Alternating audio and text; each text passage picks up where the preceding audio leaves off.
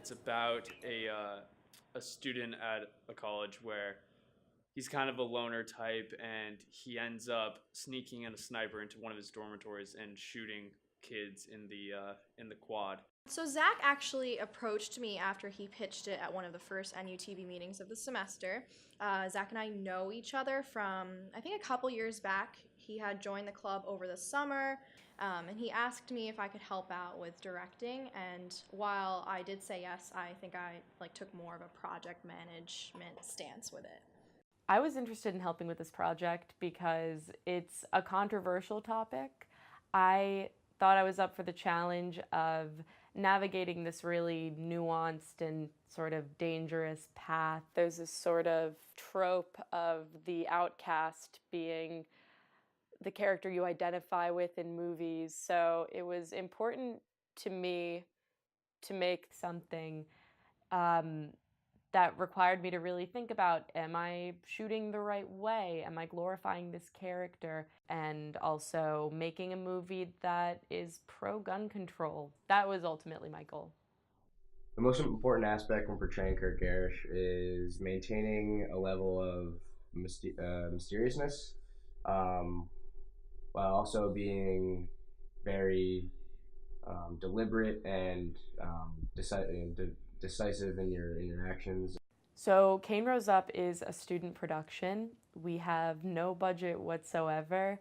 We are using NUTV's equipment, meaning we're on other people's schedule when borrowing equipment. We don't have access to our own, essentially.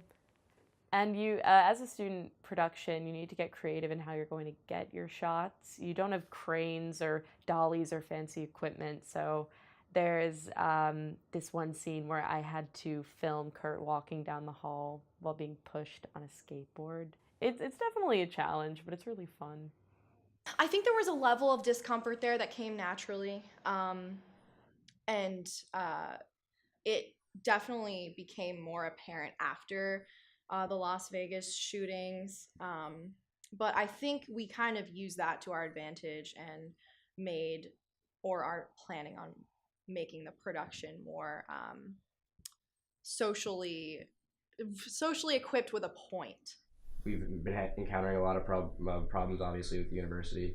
Trying to leave their involvement out of the film because of the nature of the film being violent set on a school campus is tricky when dealing with the university. They don't want that portrayed as something that could occur there. I think that everybody was a little bit more hesitant about it for good reason. You know, you want to be careful when addressing sensitive issues like that. In fact, there was one member of the team who was really excited about the project initially, and then the day after the Las Vegas shooting happened, he messaged me a really respectful message saying, I just don't think I can participate in this after what happened last night. I wish you the best of luck, and I'll work with you in the future, but for this project, I just don't feel comfortable doing with helping out with it. So, and I told him that that's no problem. I understand what happened was really, really hard to deal with, but I figured that this could make a good point about what had happened and kind of hold up a mirror to society. It's not what I intended for the film starting out, because I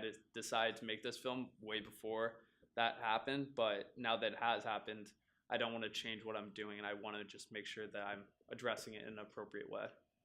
When Stephen King wrote his short story, Cain Rose Up, back 20 or 30 years ago, he was able to have it published in his school newspaper. When we're making a video about the same thing, we're not able to publish it. It's not allowed to be affiliated with Northeastern.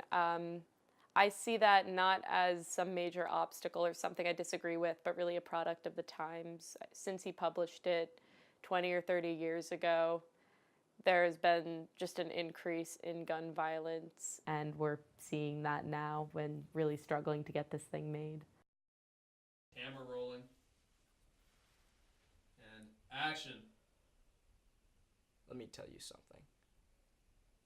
God got mad at Cain because Cain got into his head that God was a vegetarian.